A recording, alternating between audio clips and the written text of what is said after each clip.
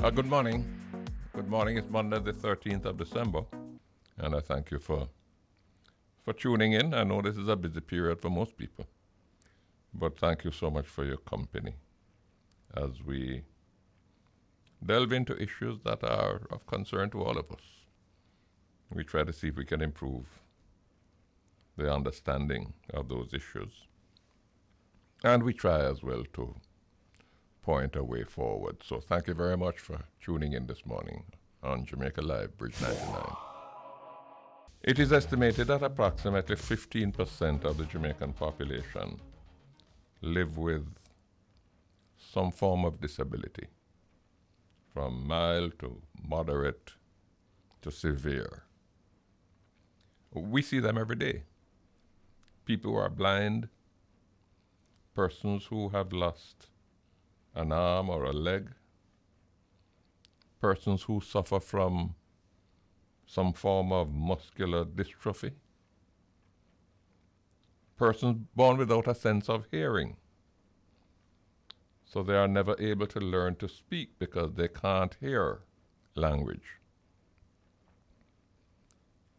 I doubt whether this figure includes disability resulting from mental disorders, which is a greatly overlooked phenomenon and creates disability among those persons who have that particular problem. Some people are born with disabilities. Others become disabled because of some traumatic event, like a motor vehicle accident or a stroke. The quality of a society can be measured by how it responds to the needs of persons who have to live with disabilities. What kind of special provisions that society makes to enable them to function. Many of them will never be able to live like most of us. Run up and down, drive a car, play football or netball, hit the dance floor, defend themselves when they're attacked. But they can live a better life, a better quality of life, if the society, and by society I mean all of us, if the society recognizes the challenges that they have to live with and do what is necessary to enable them to live that life better. This means the government that must put in place the necessary policies and programs. But it's not just the government. It means all of us. Corporations, individuals, all of us must recognize that we must look out for and make provisions for those who would be just like us were it not for the disabilities that they have to live with. One amazing thing that I found among many of the disabled persons that I know is that, by and large, in most cases, they don't want our pity or our sympathy. That's not what they're looking for. They just want to be facilitated, to be enabled. They just want us to take into account the limitations that they face. And they want us to afford them the necessary facilities so that they can do as best they can do. And they can do. I often watch in amazement when I see blind people traversing the roads, busy roads, with their white canes, like Old Hope Road. I've seen them navigating their way with that white cane, tapping as they go along to identify obstacles and to identify step downs. And I'm amazed. If you think it's easy, you shut your eye and try and see if you can walk from your bedroom to your bathroom and see how much time you bump into the wall. But they do it. They do it because they have to do it. There's a gentleman, he died recently, died a couple of years ago, Stephen Hawking, who developed Lou Gehrig's disease, a most debilitating illness, when he was 21 years old. He was severely paralyzed, and he could communicate only through a machine that responded to movement of his cheek muscles. He couldn't talk. But this machine enabled him to communicate. Because when they hooked him up to the machine was able to interpret what he wanted to say by the motions of his cheek muscles. But Stephen Hawking went on to become one of the world's great physicists, perhaps the greatest physicist we have seen in the last 50 years. When you have a chance, I want you to do something for me. Go on YouTube and look up the name Felix Kleiser. Felix, F-E-L-I-X. Kleiser, K-L-I-E-S-E-R. He's a German, 30 years old. He was born with no arms, but he uses his feet to play the French horn, the most difficult of the brass instruments to play. And he does it masterfully. He appears in concerts frequently with some of the world's top orchestras all over the world.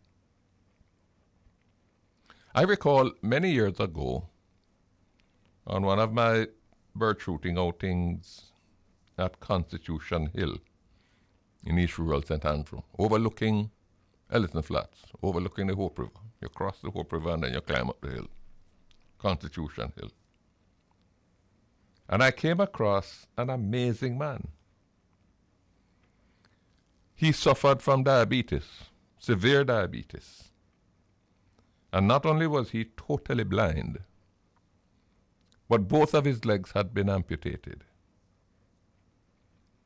But he didn't confine himself to a bed and depend on charity. He didn't ask people to help him to sit on the sidewalk, with a pan held out for people to drop something in there for him. He cultivated a small plot of land on that hillside in Constitution Hill. He grew cabbage and carrots and a few other vegetables. I was blown away when I saw him at work. He strapped a pad to his backside, and he wore a pair of gloves, and he dragged himself through his plot of vegetables. He ran a length of cord along the hillside with tin cans attached to the cord. Different size cans. He would put a can, he would tie a can to the cord at each row. And he used different size cans so that he knew, well, this one is cabbage and the next one, the smaller one, is carrots, as the case may be. I watched him feel around each plant, checking for weeds, mulching as he went along, almost like a doctor doing a physical examination on a patient. It blew my mind. To me, it was an amazing demonstration of determination and self-reliance and the defiant refusal to bow to his disability. How does Jamaica measure up in terms of protecting the disabled, in terms of providing them with opportunities that are tailored to enable them to overcome the special challenges that they face? What are our attitudes toward disabled people? Is it one of just pity? Boy, I'm sorry for him. Or is it ambivalence? But I thank God it's not me. Or do we disclaim any responsibility and say, well, the government must look after them? That's what government's supposed to do. It's an important issue. As I said before, it is a measure of the quality of our society, the condition of our hearts, the value and worth of our conscience. That's what we are discussing today. The situation of the disabled and how can we enable them to function at their optimum. And I have joining me as my first guest this morning, not ready yet. Okay. But let me tell you something about that first guest in the meanwhile while we try and connect her on the phone. When I was growing up, you see, we used to have a cross the harbor race. That where, competitors would swim from Victoria Pier to Palisadoes and back. And this person that I'm hoping to connect with was the women's champion, I think more than 1 year. She was our Alia Atkinson of the time. She won that race several times, but subsequently became afflicted with polio, which affected her ability to move around. Her name is Sarah Newland, now married Sarah Newland Martin, who was an inspiration to many people of my generation who saw her at the zenith of her athletic prowess, saw her faced with this challenge, and saw her manage that adjustment that she would have to make in order to be able to live a normal life. She's a long-serving administrator of the YMCA at the corner of Hope Road and Trafalgar Road. And she has in fact been honored by the country. She has been awarded the Order of Distinction. We hope to link up with her as soon as we come back from the break. We're talking about the disabled community today, the peculiar challenges that they face. And we want to find out how are we doing in terms of responding to those challenges, in terms of appreciating that special arrangements need to be put in place to enable them to live as much as is possible a normal life. And as I introduced her before, I want to welcome on the program Mrs. Sarah Newland Martin. Sarah, do I have you on the line? Yes, sir, you do. I'm very much here. Good afternoon, sir. I thought you were hiding from me. Not at all. Can I make one correction, sir? Yes. I didn't have polio. I'm a bilateral amputee. Oh, I see. Okay, I'm sorry. Yes, both legs were deformed, and the late Sir John Golding removed them. Uh-huh. And then, so I wear a double prosthesis. So that was after your swimming? No, man, that was before my swimming. At age 5, I started swimming at age 8. So you were swimming with that? Yes. Mm-hmm. I don't believe you. You serious? Yeah, I'm very serious. What you saying to me? That makes me even more proud of you. My arms were are still my propeller. Yeah. Tell me, Sarah. Mm-hmm. How are we doing in terms of responding to the needs and the challenges that disabled people face? Well, I have a list of about 5-6 areas that I wanted to quickly talk about. Mm. And also, if I may, when I'm finished, I will send you a copy of the book, the handbook that was prepared by the Jamaica Baptist Union, so that this will also give you further information. Sure, I'd appreciate that. As it relates to integration, inclusion, and interaction within the church community as it relates to persons with disabilities. Uh-huh. But we have a lot of challenges still, despite the fact that 81 was the year that highlighted our dreams, our aspirations, the problems that we encountered. Actually helped to sensitize our nation about this group of persons with disabilities. What was the significance of 81? 81 was named International Year for the Disabled. Okay. Yeah. And that took us all over the island so that we had different workshops informing and sensitizing the Jamaican people of our challenges, which we're going to talk about, some of them right now. Transportation is one of the biggest problems. It hardly includes the workforce, persons with disabilities, in terms of getting them to and from. Some of them can't climb the buses. I know that there are one or two that have ramps on it, but there are some still that if they don't use a wheelchair, they still are struggling to get into these buses. And yes, they now have seats earmarked for persons with disabilities in the bus. Before you get to the seats, though, Sarah, in terms of getting access to the vehicle, what can be done? What is done in other countries in terms of best practice? Best practice, they have ramps on them. They have about 3 or 4 buses here in Jamaica, that actually have the ramps that facilitate the users of wheelchairs.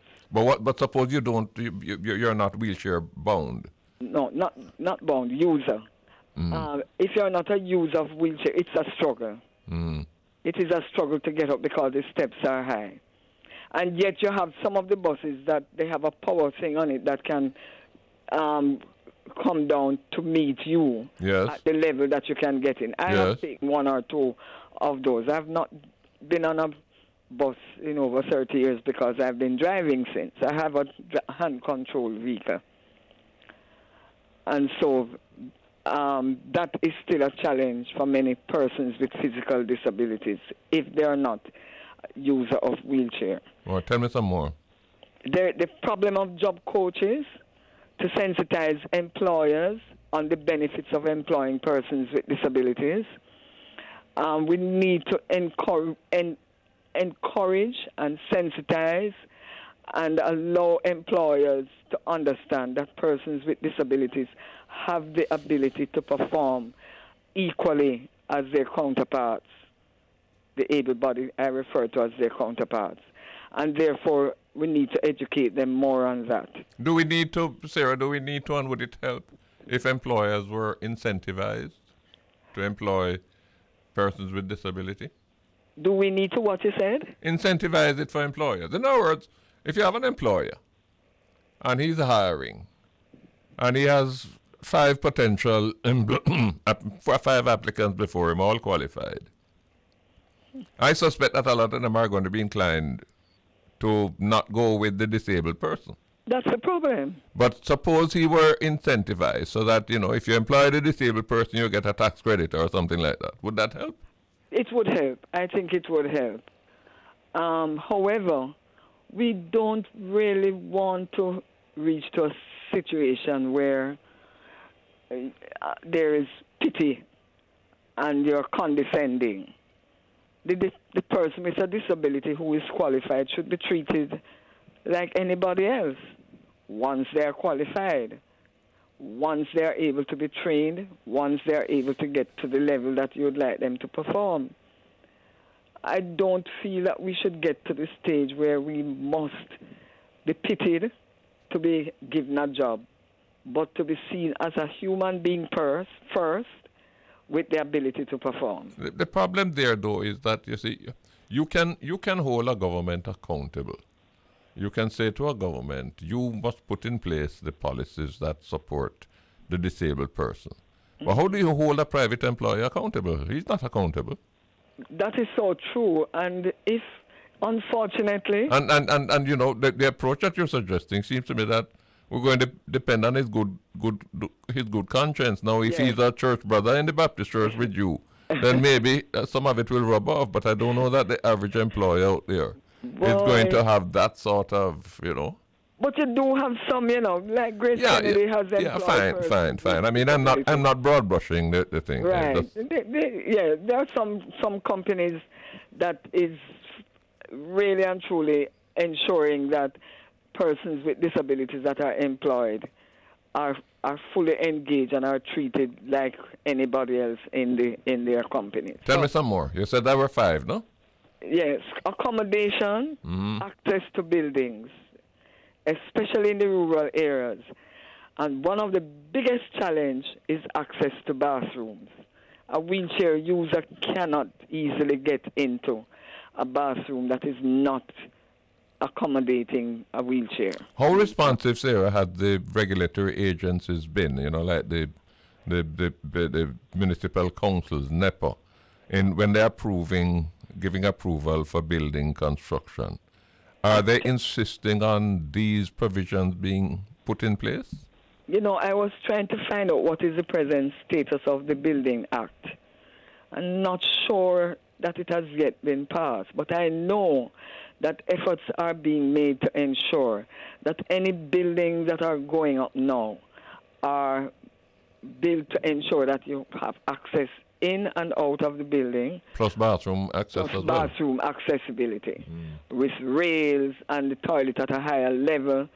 And I know for a fact, because I've been part of that program, I can speak for the Jamaica Baptist Union, that they have been encouraging many of their churches, if not all their churches, to ensure that at least one bathroom is accessible for persons with disabilities, whether they are physical or users of wheelchair, or they are blind with the sign on it, male or female, and to ensure it has rails for the safety, that the doors are at a particular specification so that the wheelchairs can get in and they have privacy. That's the church. That's the church. I know that there are some businesses, and I know that one of the challenge government buildings have is that most of these buildings were built before sensitizing the public about persons. Yeah, but they can be retrofitted, can't they? Yes, they can be. And I know that you had tried to see that some of these things were done as when you were Prime Minister. I know you did that. How much? Well, yeah, but how much more is still to be done? I mean, a lot more, especially in the rural areas where it's difficult for persons with disabilities to maneuver and to get around. The sidewalks in Jamaica still need to be looked at. Wheelchair users have challenges using the sidewalks in Jamaica. You have trees, you have all kinds of things that are obstacles in the way of the blind, in the way of the wheelchair users. Yes, plus I find that a lot of the sidewalks are not cambered. No. So, where the sidewalk has to break because you're at the entrance to a premises, you have this 4 or 5 inch step down. That's right. And the wheelchairs can't get up That's to right. the storing. But even people, I've seen blind people on Old Hope Road. I'm amazed by them. I mean, when I see them with their white cane. That's right. But it we're seems not to me very that sensitive to them at all. Yeah, it seems that these step downs is one of the perils that they use the white cane to say no. What is the difference in the depth between where I am now and 2 foot ahead of me? That's right. One of the other need is that we need more text-to-speech app for the blind. And business places to have braille signs. In fact, I was speaking to my friend in the States, and she said, make sure you tell him to find out whether we can have street lights that speaks. You may now cross the road. Oh, I see what you mean. Yes, I see what you mean, yes. And all of that. How could we get our signs to that level? But we don't have to invent the wheel. I'm sure that there are countries. I know European countries are very, very sensitive to disabled challenges. Of course. There must be a kind of to-do list that we could put together to say, now, can we over the next 5 years take on these things and have somebody who really monitors it to ensure that it is done? Right. Because what you're saying is, I mean, somebody who has visual impairment. There's no point in them standing up at a pedestrian crossing and can't get across. And don't know when to cross because they can't see that the cross sign is lit, So how can we improve on it so it speaks, when they get there? One of the other area of concern is to have good data on the status of persons with disabilities, so that we can plan adequately for them. As the act is being enforced, and hopefully next year, we still haven't got a good grasp of what is our data, the status of our data as it relates to persons with disabilities in Jamaica. Is there a database of persons with disability full stop? I mean, is there anywhere that information is captured? Yes, there is one at the Jamaica Council for Persons with Disabilities. Yes. But then you have new persons with disabilities emerging. Is there a process for them to make contact so that they can be recorded? They can always go to 18 Ripon Road and register with the Jamaica Council for Persons with Disabilities, as well as with the Combined Disabilities Association, which is the advocate body for persons with disabilities that speaks on all the challenges and do what they can to help, to inform, educate, and to help them in whatever way, whether it is education or helping them to set up their own jobs. The same thing with Jamaica Council for Persons with Disabilities as well. What about training facilities? Are those adequate? What is that? Training for disabled. No, that is something. This is where the whole matter of job coaches sensitizing employees and offering training in the areas of sign language. How can we see that we can encourage employers to expose employees to sign language? Because there are a number of supermarkets that have employed persons who are deaf. Yes, I know of one. Right. I know of one at La Chuzan. That's right. Yes. That's right. At the one on Boulevard, Washington Boulevard. Yes. So if we can get more of that happening, then we would have more persons with disabilities exposed and employed, because the employment rate among persons with disabilities is extremely low. And we need to try and see how we can... Do you have a figure as to what is the unemployment rate among disabled people? The last time I found out, it was 0.6%. You're talking about employed? Employed. Unemployed. No, I couldn't tell you exactly how much is employed. I'm sure it is very low right now. And it's something that we really need to see how much we can help to educate and allow us to be we're part of the nation building. But in terms of training, though, I mean, I know the Salvation Army School for the Blind does some tremendous work. But if you have somebody with a disability, let us say that disability makes it difficult for them to acquire a skill through the normal channels that the other people would go through. Do we have any institutional arrangements where we can look and say, now, with the particular disability that you have, here are 2 or 3 or 4 options in terms of what you could be trained to do? Do we have that kind of facility? Depending, as you said, depending on the needs, I can assure you that the council, the Jamaica Council for Persons with Disabilities, can arrange. So can the Combined Disabilities Association. And just recently, I sat on a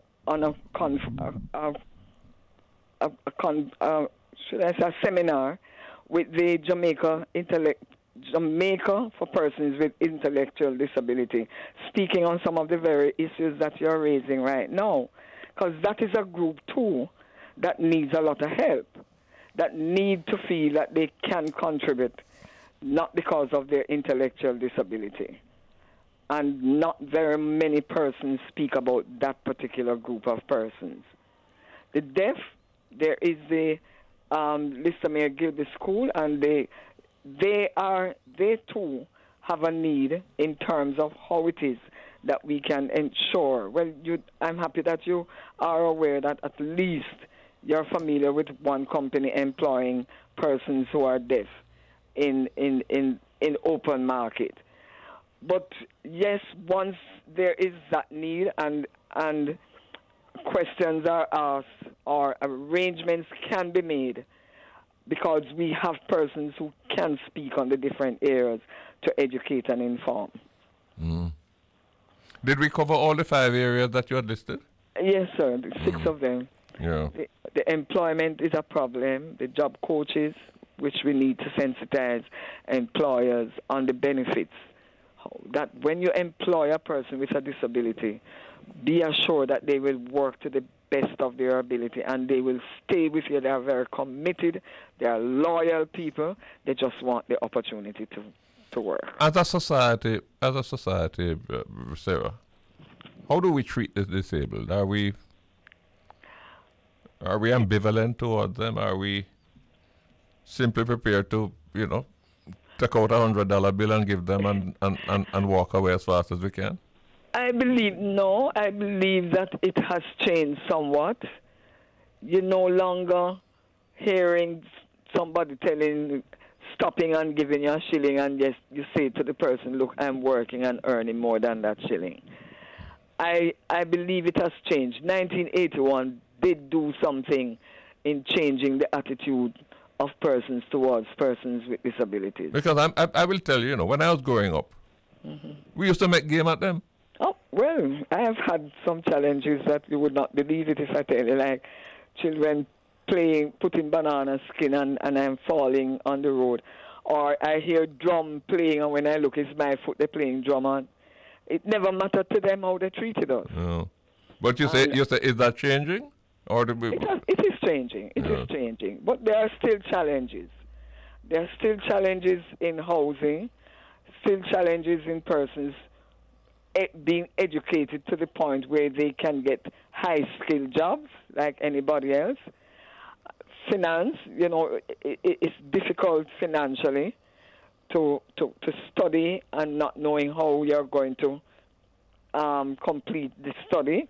I mean, I recall having to speak with a young lady. She did very well. I think she has now graduated, who is a user of wheelchair and was at one of the universities here.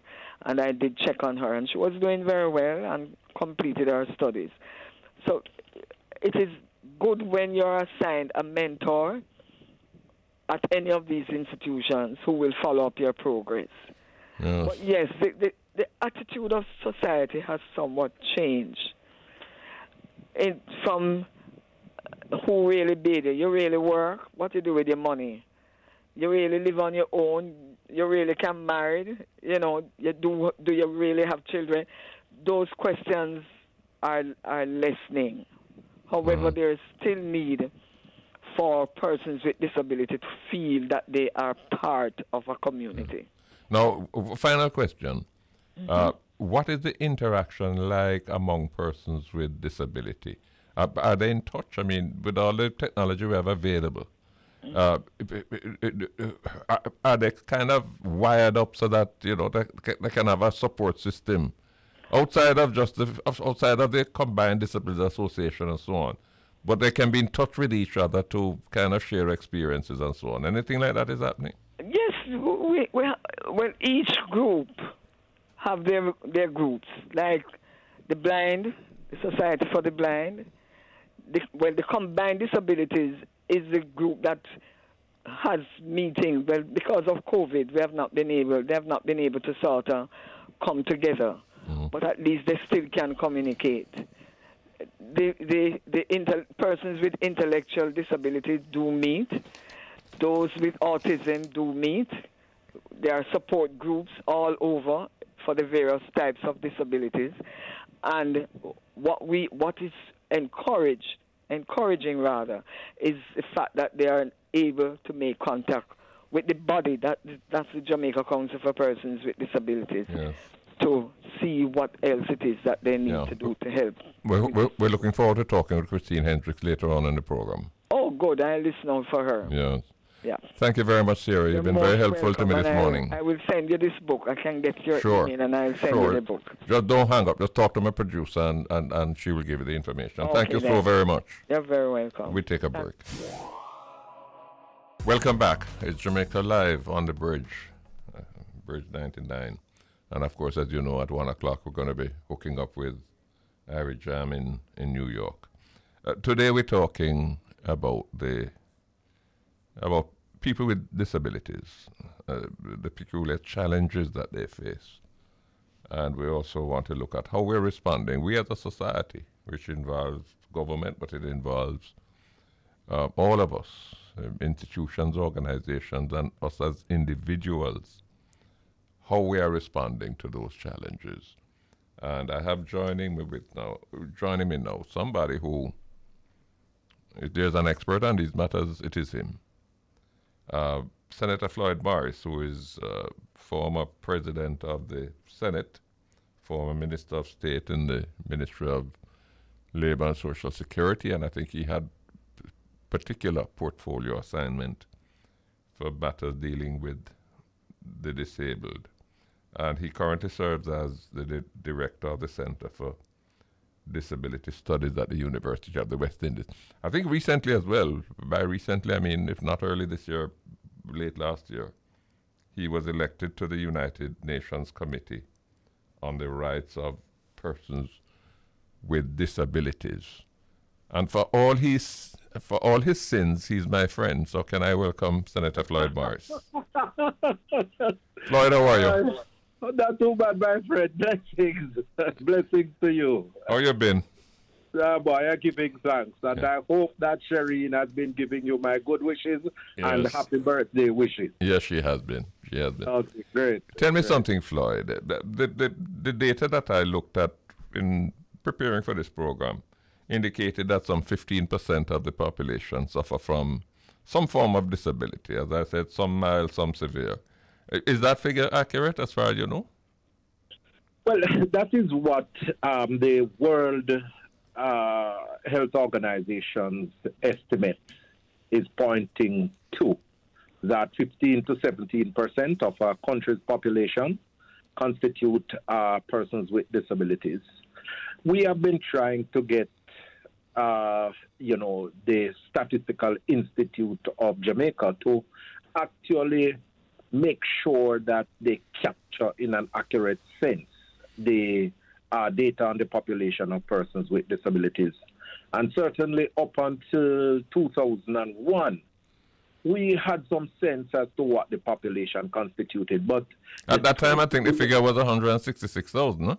Right. But they also... But I wonder if that was an undercounting, though. Yes, because there was a caveat in the report which says that there were some family members who hid their relatives with disabilities, right? The 2011 census was all over the place in terms of the data, because they included a new format, what they call the International Classification of Functioning, which focused on how an individual was able to function on a daily basis, and like walking and so on. Right. Yeah, right. I saw that. And that caused some problems in terms of the interpretation of the data, and we still haven't gotten a clear sense as to what the national figure is. So we have to be guided by the World Health Organization data. Well, let me ask you this. When we talk about people with disability, do we include persons who are suffering from some mental disorder that may, in fact, disable them?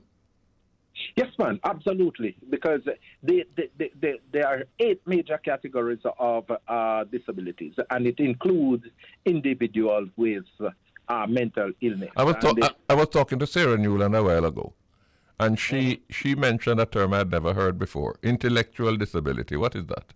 Right. Previously, they had what they call mental retardation.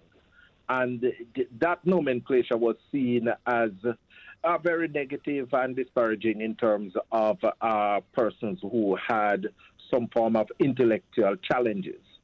And it was changed to intellectual disability. So it is referring to those individuals who have some form of intellectual incapacity. They function below normal in terms of their intelligence quotient.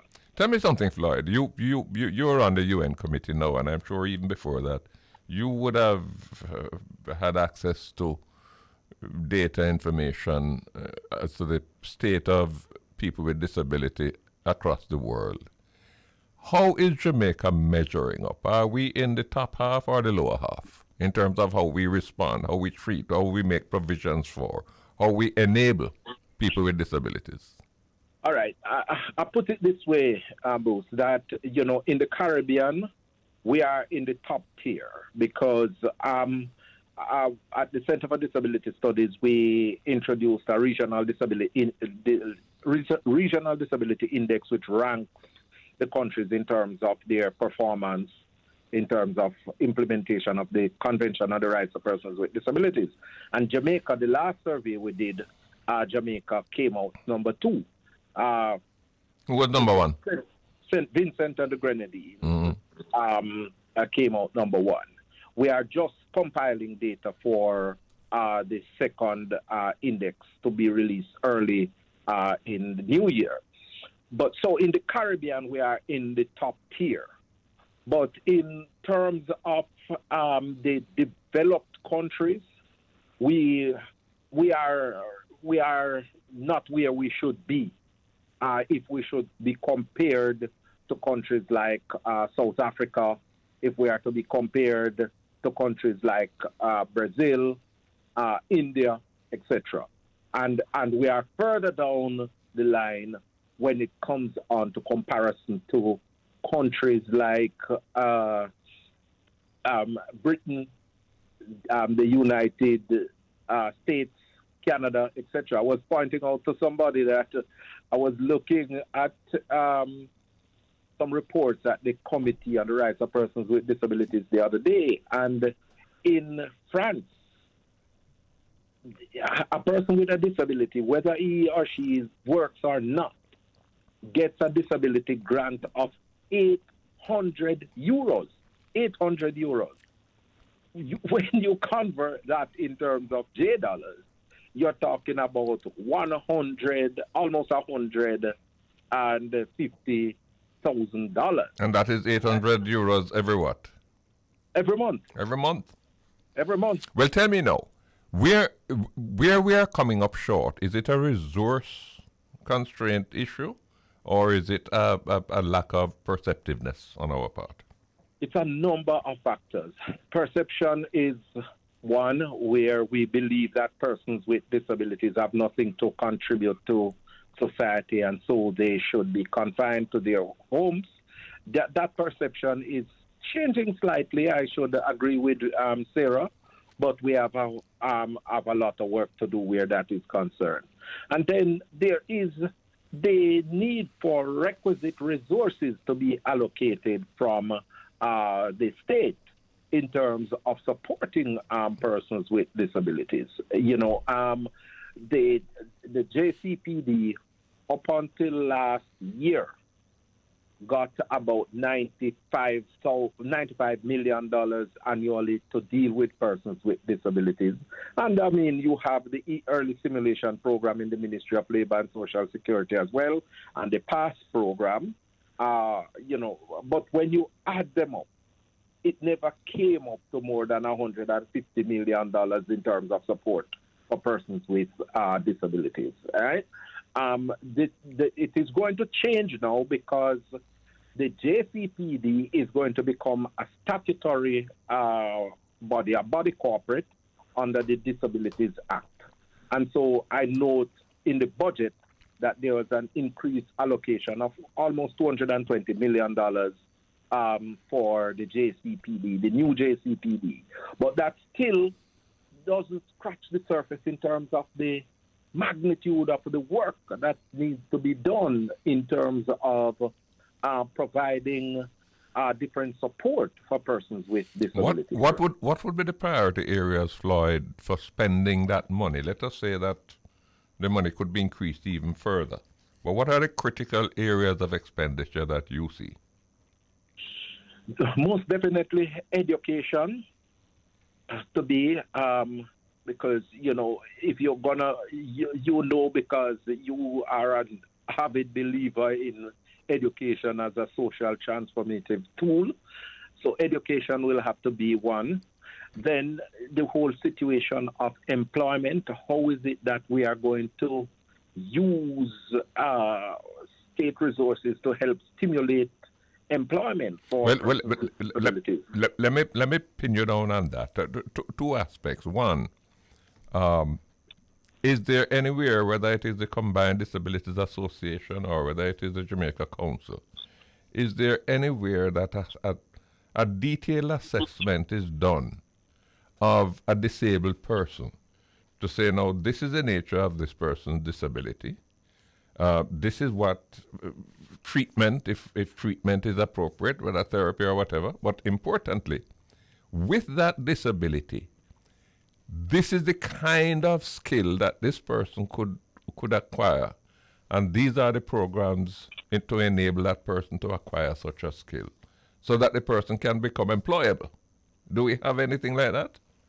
I don't think we have it like the way how you have put it, but I know that a couple of years ago a needs assessment was done on persons with disabilities to look at some of the issues that would impact on persons with disabilities. And the Jamaica Council for Persons with Disabilities would have that information. But in terms of drilling down to look at a prototype for, say, a person with an intellectual disability and how you would put in place a slew of measures to transform and improve the life of that individual. I'm not aware of that. Intellectual disability is going to be a challenge. You know, yes. Going to be a big challenge. But I have some cane back here. It depends on the nature of the intellectual disability because it ranges from mild to severe. You know, so I know of somebody who is autistic, who is one of the best keyboard players that I've ever come across. You know. Well, let me tell you, when it comes on to technology, I mean, they are top of the line, and you give them a computer, and they do anything that they want with it. You know, but Floyd, I have some caneback chairs at home, right? And every now and again they start sagging, and I take them down to that place that Salvation Army has on Old Hope Road. You know the place? The Jamaica Society for the Blind. Yeah. Well, hear me, my friend. When I see those people ripping out the whatever they call it, the cane, and replacing it, and when they finish with that job, I mean, don't ask me how they do it. How were they trained to do that? Well, you know, I tell people all the time that, you know, when you lose any one of the senses, your body system is so structured that you can function with the others. It just requires orientation and rehabilitation. And that is what happens at the Jamaica Society for the Blind. You know, persons who are blind goes there, and dependent on what level of functioning you are at, they will be able to assist you to function normally in life. And they get that training where they can operate in that setting to rehabilitate a chair that is that uses the cane, and they function very well at it. Floyd, this is where I want to drill down on, because do we have adequate facilities to provide that training? I know Jamaica Salvation Army, the Salvation Army School for the Blind, and so, but do we have adequate facilities? Do we have adequate trainers? Because I imagine it requires a special kind of training for a trainer to be able to train a blind person to work with their hands and do that kind of quality work, no? Yeah, I mean, I don't think we have this sort of facilities to do that at this point in time, and it is a part of the areas that, say, for example, heart need to expand in to make sure that all those training facilities that they have are so formulated that persons with different types of disabilities can function and get training there.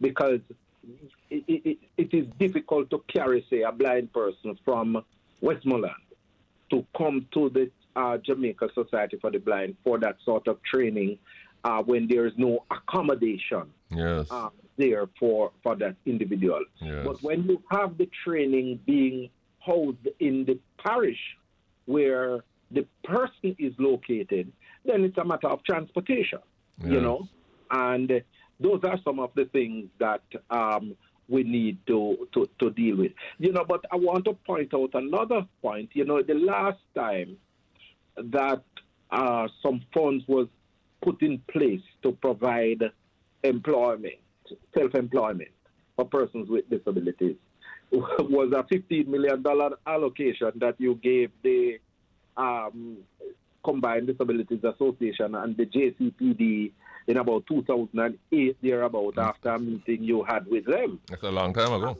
A long time ago, and it has still remained at 15 million since, and that is to 5 million of it is to go towards assistive aids for persons with disabilities, and then another 10 million goes towards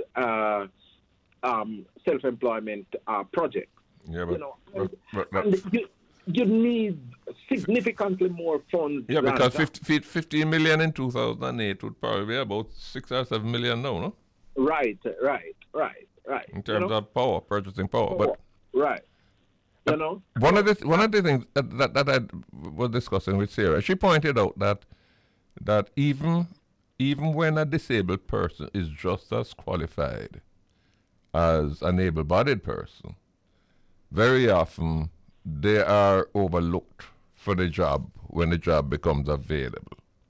Mm-hmm. And I raised with her, she kind of bristled at it because she said, you know, what disabled people want is not pity. Yes. What I had suggested was whether or not we should not incentivize employers who, if you employ a disabled person, a person who is registered and certified as suffering from a disability, that there's some incentive. I believe we had done that sometime back in the 80s when we incentivized employers to employ hard trainees. I can't remember how the tax benefit worked, but whether it was a tax credit or what. But I remember as a person in business at the time, we were employing hard trainees, and part of the deal was that while they're working with you, you're training them on the job, and you got a tax benefit for that. Ought we not to look at some kind of incentivizing of employment of disabled persons? Absolutely, and I am aware that there is where we're going because the Disabilities Act will be implemented on February 14th as stipulated by Minister Samuda. And subsequent to that, we will see the codes of practice for employment being implemented by the new JCPD. And I am aware that a part of the recommendation that was made to the government was that incentives. Floyd, can I hold you for a little longer? I have to take a break, but can you hold for me and we'll come back? With all pleasure. Sure. Let's take a break. We've been talking about the disabled community, the situation affecting persons who have to live with disability, and how we're faring in terms of enabling them. And we've been talking with Senator Floyd Morris, who he has his credentials in terms of disabilities, in terms of policy and programs. Don't need any elaboration from me. Floyd, welcome back. Do we have him on the line? Yeah, man, I'm here. Yeah, sorry. We had when we had taken the break, you were talking about the Disabilities Act, and the act was passed, I believe, from some 4 or 5, 6 years ago, no? 2014. Yeah, but the regulations which really give it its muscle and its teeth. Yes, that was passed this year. I think it was in October. And you say that those will come into effect in February? February. What difference will those regulations make? Well, it's significant, because what it is going to do once the law is implemented It will protect persons with disabilities against discrimination in a number of areas, ranging from education, employment, healthcare, public transportation, housing, all of those areas that we have been talking about. But how is it going to address like the problems that Sarah mentioned, where disabled people have problem in getting onto a public transport bus? Is that going to be addressed? Well, the Act requires that the Minister of Public Transportation gets public transportation that are accessible for persons with disabilities. And that is something that the ministry will have to deal with. Based on my understanding of the implementation of disability legislation globally, we're not expecting that all of these things are going to come into effect instantaneously. It is subject to what we call progressive realization, and for your listeners, over time, you see the gradual implementation of the legislation. But there has to be a clear program on the part of government to correct these problems in terms of education, in terms of healthcare, in terms of public transportation, housing, and such like for persons with disabilities. Is there going to be a mechanism that involves, well, the council is one, but also the what you call that body, the Combined Disabilities Association? Is there going to be a mechanism to monitor the implementation? I take your point that, you can't retrofit buses overnight, no? But at the same time, from experience, Floyd, that if you don't have a tight monitoring mechanism in place, then those regulations going to end up as just a piece of paper that people roll up and use it cash table foot. Right. Well, definitely the codes of practice requires that monitoring mechanism be put in place. And also the Disabilities Act is going to bring into effect, it is going to localize the Convention on the Rights of Persons with Disabilities. And that also requires that monitoring mechanisms be established. And I understand that discussions are being held with the Combined Disabilities Association to be the lead monitoring entity where the convention and also the Disability Act by extension are concerned. Do we have in place now any arrangement where if I'm a disabled person and I'm not able to gain access to a place, especially a public building, is there a way that I can use my cell phone or ask somebody to use their cell phone and report this so that at least people know that there's a problem here? Is there such an arrangement? Not at the moment, but the Act also speaks to that, and it also requires that the owner of the property, whether it be government or private individual, make the necessary arrangement to accommodate persons with disabilities. And the Act further makes provision where if it is that the entity is unable to provide that reasonable accommodation for the person with disabilities, the government, where as far as practical, should step in and give assistance. Does the Act, as it was passed, does the Act include any requirement for it to be reviewed in Parliament? Yes, it makes provision for the Act to be reviewed 3 years after implementation. Yes. Yeah. So what's your final take as we kind of wind off the discussion? What's your final take? If I'm a disabled person, and I've been through hell, no? I've had difficulty. I've been victimized in terms of employment opportunities. I have faced challenges every day just trying to live as normal a life as God intended me to live. What is the word that you are going to say to them? Should they be excited and optimistic, or should they be patient because help is going to take a long time in coming? Well, I say to them that they should be optimistic and patient, because the help is going to come, and it is going to take some time for the architecture to be fully laid out for persons with disabilities. But we have to start with the legislation to hold the people accountable in both public and private sector. And what I am happy about is that there are mechanisms in place that if a person with a disability feels that his or her rights have been violated, there can be there is a mechanism for redress, because the law provides for what we call the Disability Rights Tribunal, Yes. where if a person with a disability feels that their rights have been violated, once they lodge the complaint to the Jamaica Council for Persons with Disabilities and an investigation follows, then that matter has to be reported to the Disability Rights Tribunal if it is not resolved. And then the Disability Rights Tribunal have the capacity to take action. Yes. And therein lies a lot of hope for me.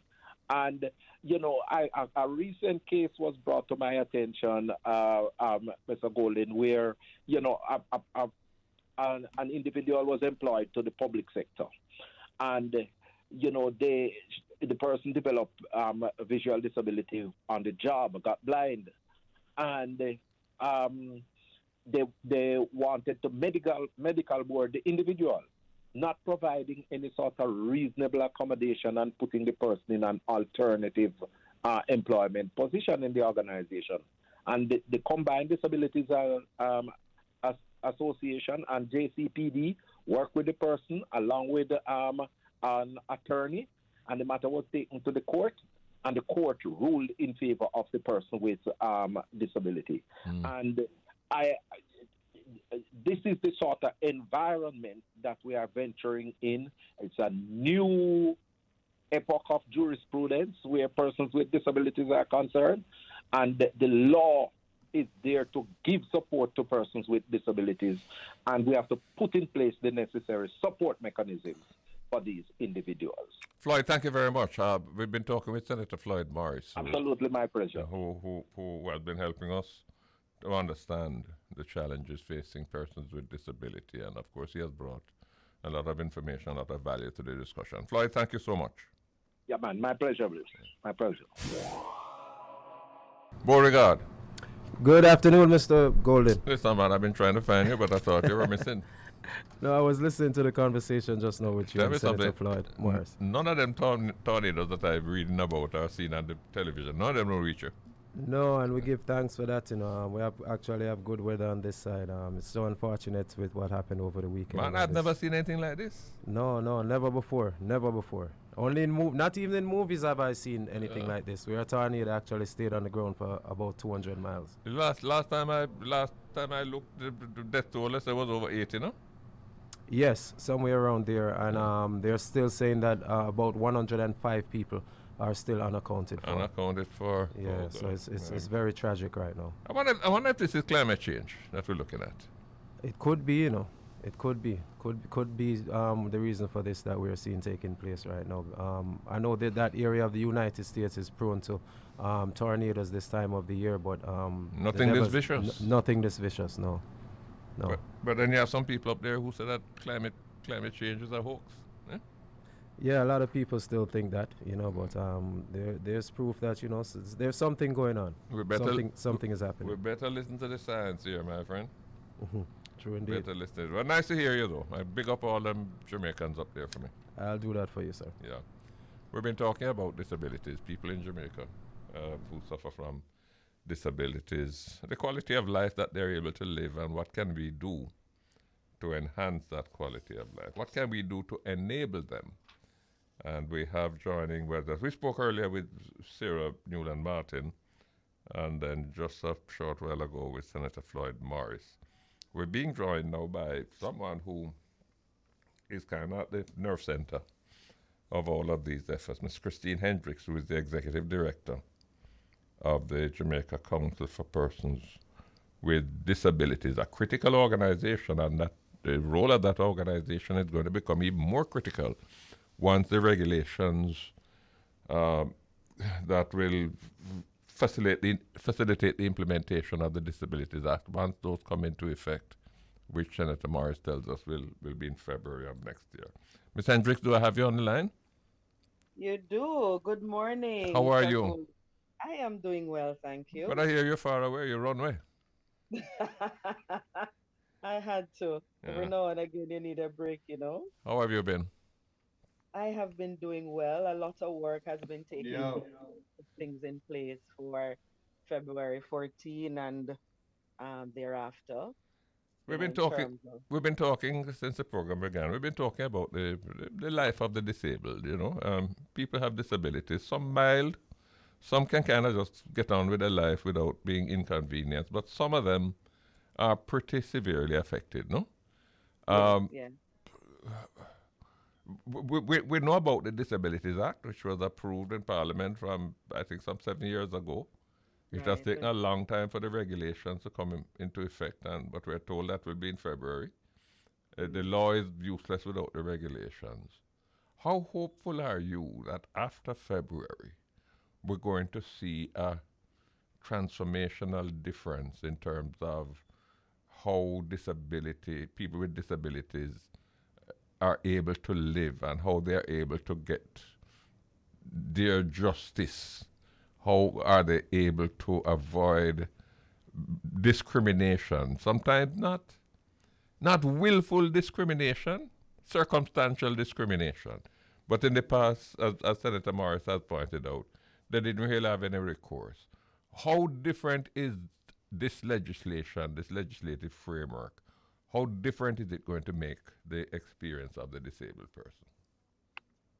Well, Sir Golding, I was listening to the conversation with yourself and Senator Morris, and I agree with him that this Disabilities Act will be a significant difference in the lives of persons with disabilities. Even though we are aware that everything will not happen one time, but for the very first time in the history of Jamaica, we have legislation that will address matters of discrimination against persons with disabilities. And we know that many persons might not willfully, some willfully, but some do not willfully discriminate. You know, we have some very subtle forms of discrimination against persons with disabilities.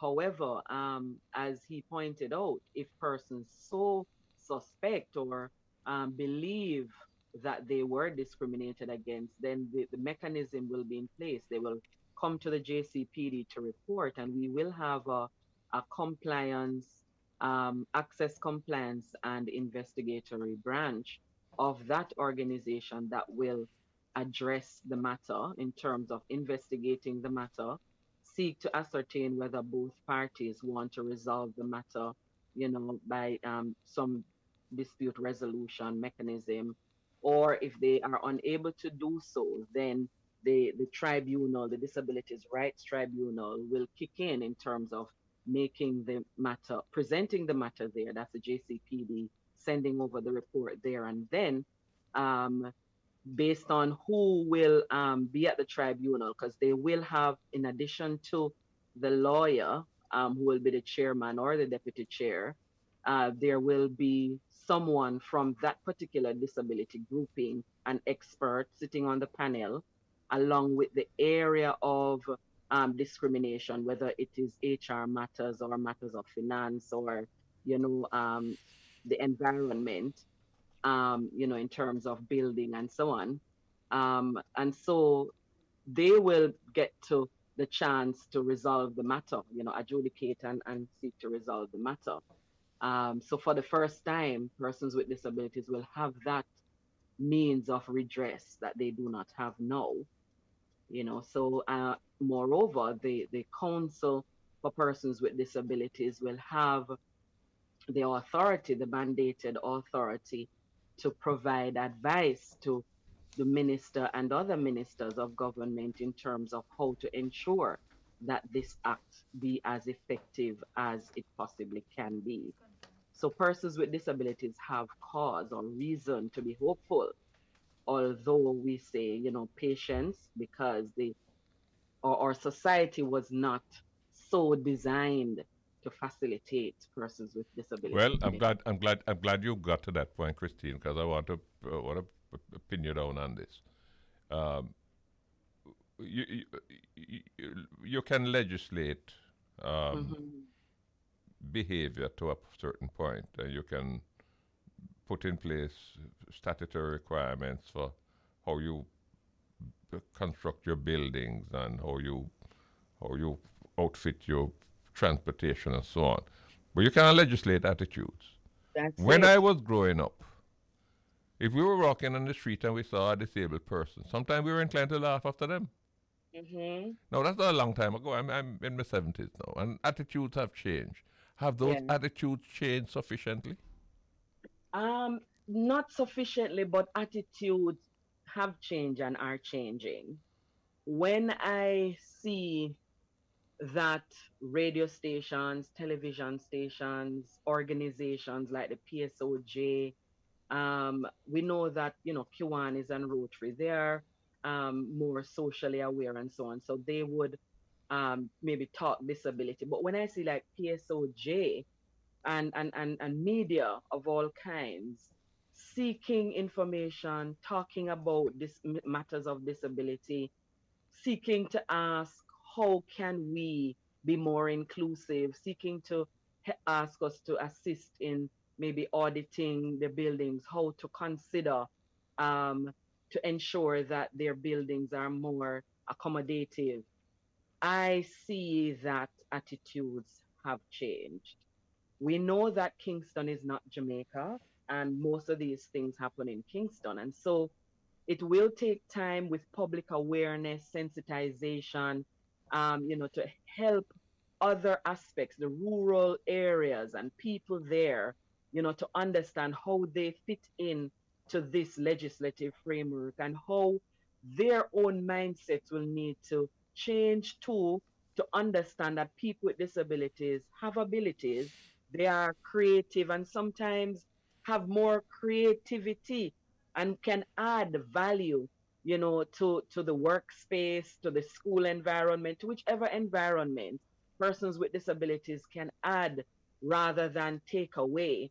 Until people begin to grasp and understand and appreciate this, then we will still have much more work to do, in terms of helping, and working towards allowing people to be more aware and sensitive and understanding what it requires, for inclusion to take Well, place. let me ask you this, and from your position at the council, because I want to be blunt and straight.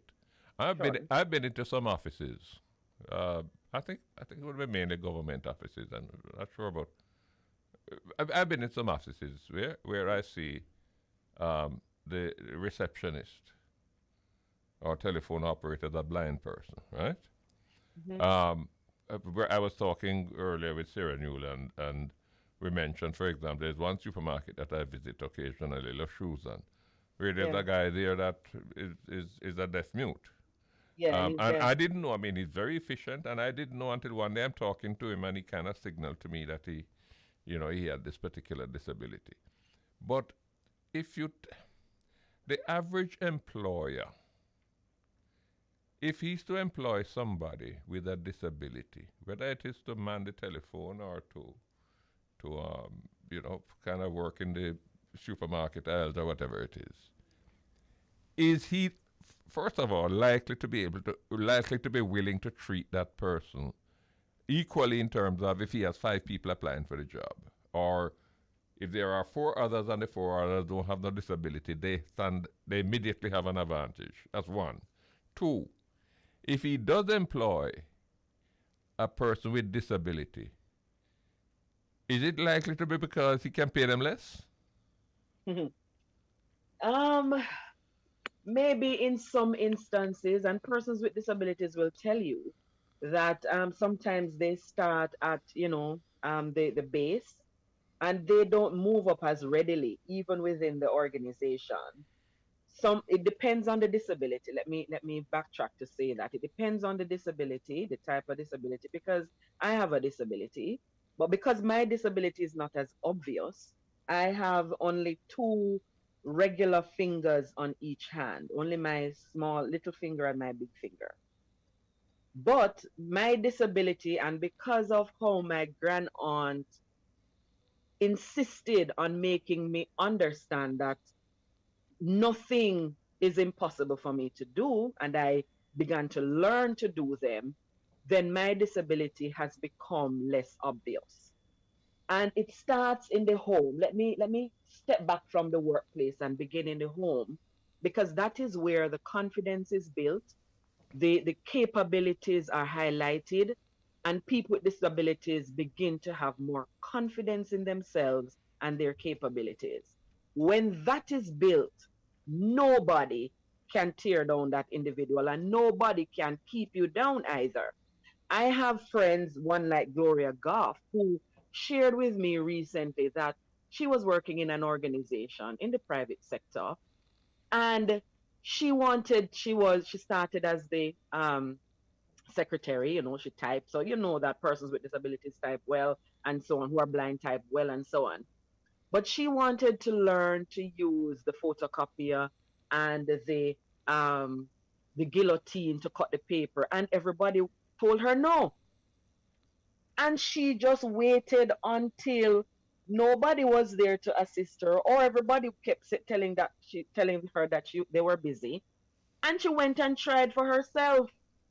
Not on because persons do not understand that persons who are blind have I don't know if it's a sixth sense, but they are able to detect things that you with your eyes will not detect.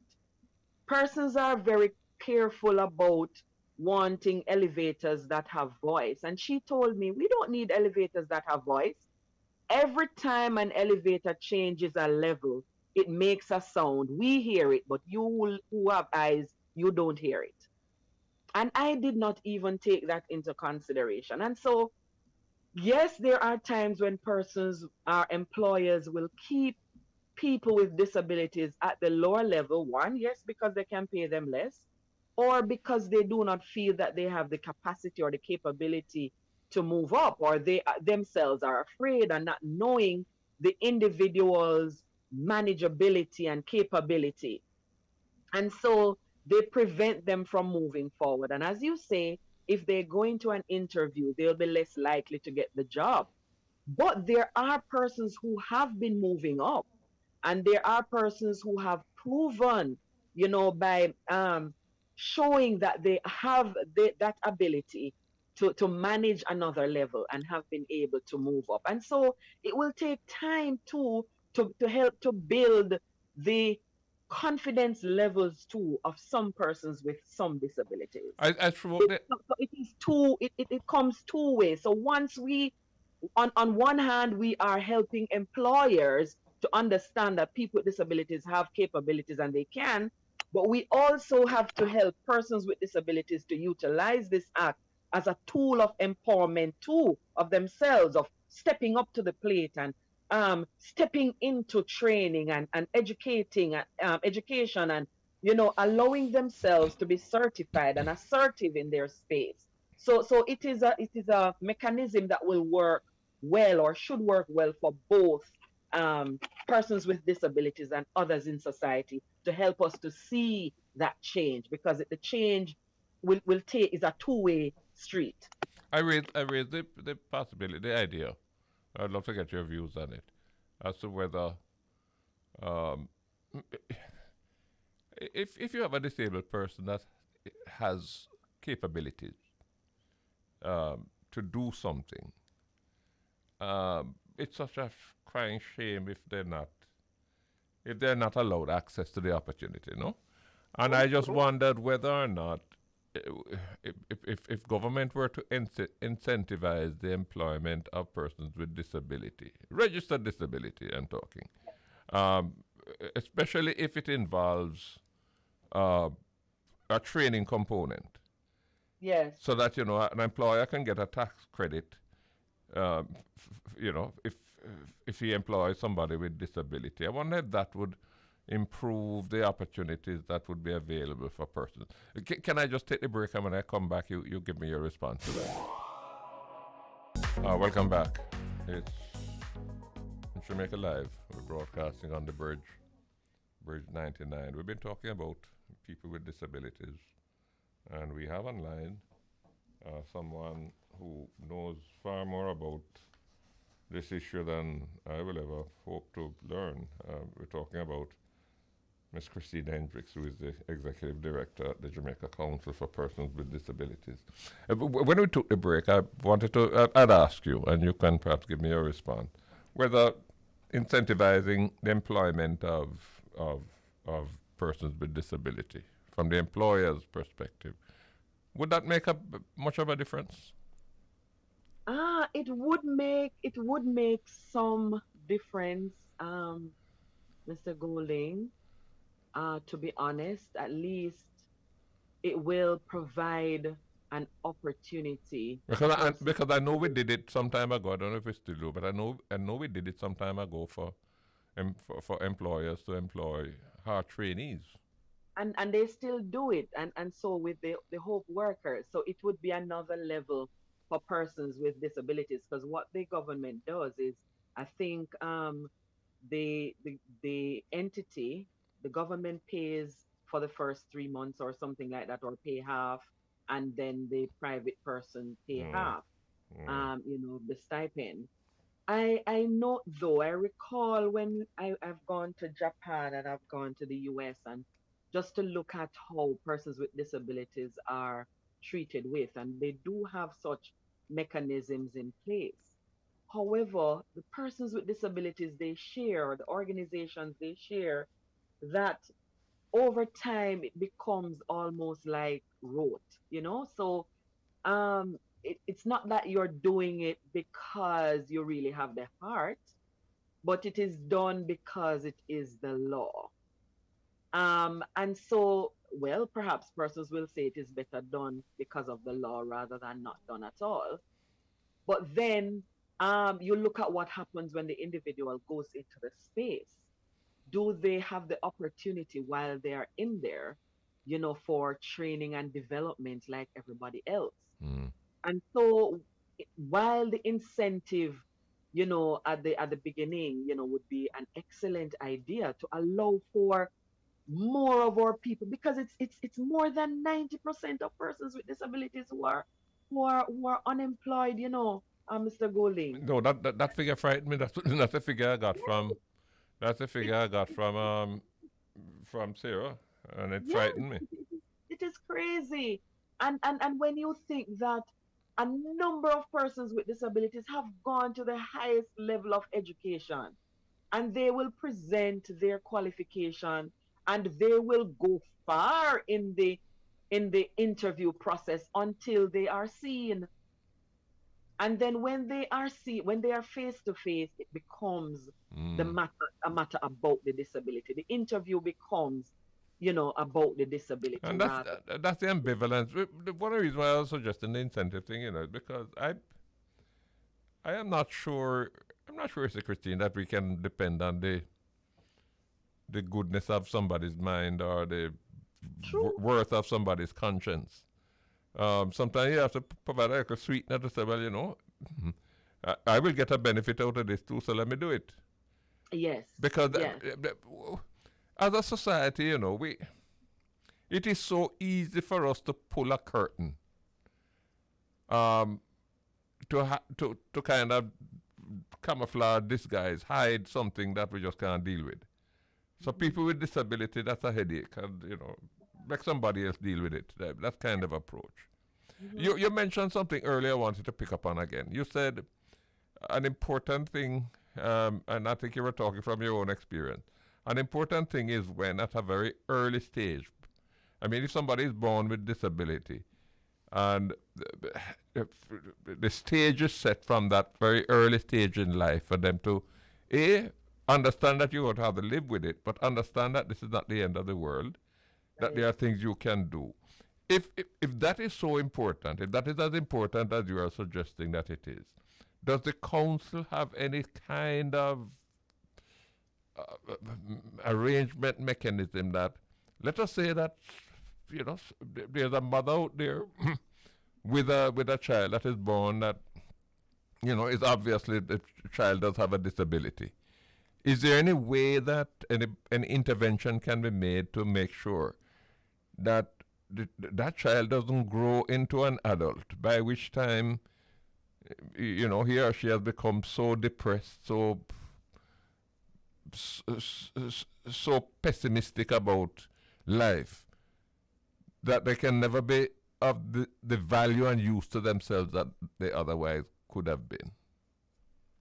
There is the early stimulation program that is within the Ministry of Labor and Social Security, but of course, that entity is not in every parish, nor do they have the staff to reach everybody. But those that they have been able to reach, they have made such significant impact on their lives that you have many children who would have been otherwise seen as unable to, or never going to any educational institution at all, maybe staying home and the parents taking care of them. They have made such remarkable impact on lives that you have had children moving into high school, to university, and so on.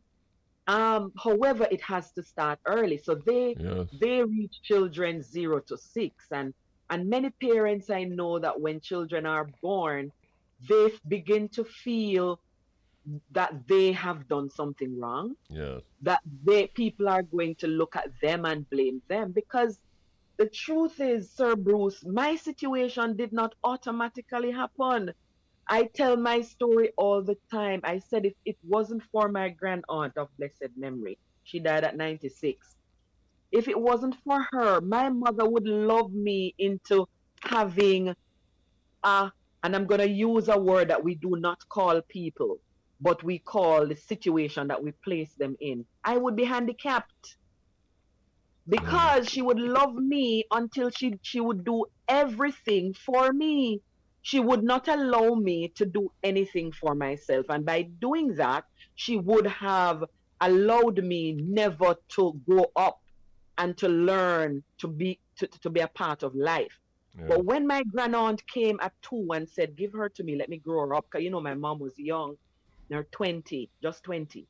And having a child, looking the way I looked, she told me how she bawled, meaning I can imagine how distraught she was, her first child. You're a problem. And so many parents find themselves in this position and not knowing what to do. Yes. And so they think their role is to take care of this child. Rather than enabling. Yes, in taking care, they end up handicapping the children. And so I always start at the parent stage and the family, because what the family does and says and how they feel about the child is everything. And I tell you, it's everything. So when parents go into the early stimulation program, they are empowered. They are given the opportunity to see their child in a different light. As the children get the stimulation and the intervention that is required by the different officers that meet them in the home or meet them at school, then they begin to see the improvement in the children and begin to have hope and begin to have that new mindset. Good note to end on. Begin to also take them out in the society. And when society will look, because anything that looks different, society will give a second and a third look and wonder what's happening here. But if they see the attitude of that parent and that family, and sometimes maybe not brave enough to ask, but sometimes if the mother will step out, and because my grandaunt, she would say, oh, you're looking at her fingers? Look here, she can't write. She didn't focus on the fingers. She told them how well I wrote and how bright I was. And so when I grew up, I said to myself, even if I'm not bright, I have to be bright because my grandaunt said so. Good note to end on, Chrstine. Got to run. But thank you very, very much for joining me today. Thank you so much for welcome. Contributing to the discussion. We take a break. Welcome back. It's Jamaica Live. We're on Bridge 99. Getting into the home stretch for today. We've been talking about people with disabilities, the challenges that they face. And one organization that has taken up the challenge of helping people with disabilities face their challenges is the Digicel Foundation, and we're pleased to be joined by the Chief Executive Officer, Ms. Charmaine Daniels. Ms. Daniels, do we have you online? Yes, I'm here. Thank you for having me. Good. I'm glad you're able to join us. Tell us a little bit about what your foundation, the Digicel Foundation, what kind of initiatives have you been pursuing to try to enable persons with disabilities to live a more fulfilling life? Right. So again, thank you for having us, and good evening to your afternoon to your listeners. Digicel Foundation, when it started in 2004, one of our main pillars when we looked at what was needed was the special needs community and just advocating on their behalf. And so over the years, Digicel Foundation, every year we have funded many awareness-raising projects and programs, and we've built schools, we've renovated schools and special needs unit in conjunction with the Ministry of Education, just to support organizations that are helping these persons and to make sure that they have access. So we have done the Ramping School project, for example. There are 10 special needs schools across the island that we would have either built from scratch or that we would have renovated that are functioning now.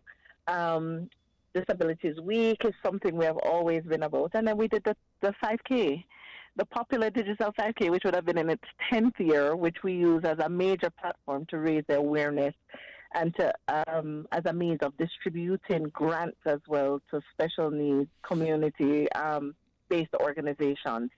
And so we have always been working with special needs. Special Olympics is a staple for us. We donate money to Special Olympics. We're about to do the Paralympian Court as our grant for this year. But there's a lot that we have done in the space. However, through the years, except for the training that we have done, a lot of it has been around schools and children and them having a space to learn. But then we looked at it this year and we said, okay, we can't do our 5K.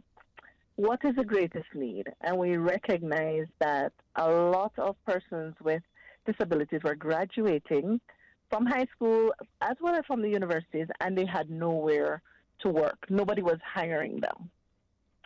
And so we decided that we were going to use the month of October as a month where we just came out and just challenged, really, corporate Jamaica to employ persons with disabilities. And it's good to get ahead of it because we know that the law is coming on the 14th of February. I'm anxious to hear from you. What has been the response of corporate Jamaica?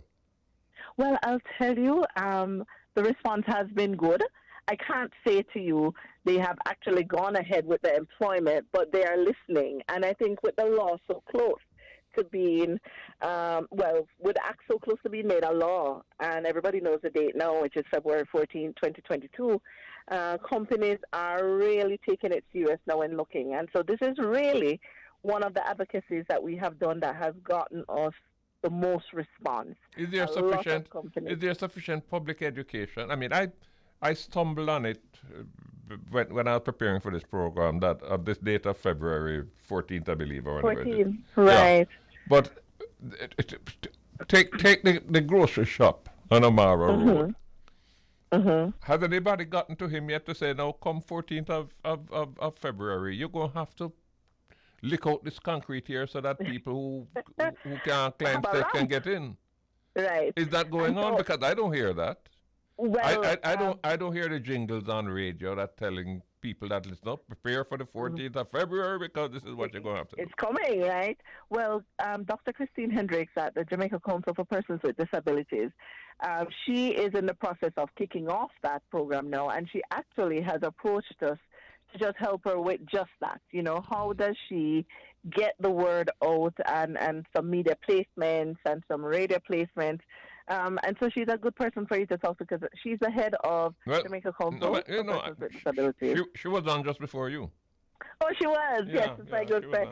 So she's about to kick off a public educational campaign. I know I've heard some on radio, but like you said, it is not as popular as it needs to be, that whole discussion. And so I'd like to thank you for having this discourse because people need to know that it is coming and there are going to be requirements for businesses.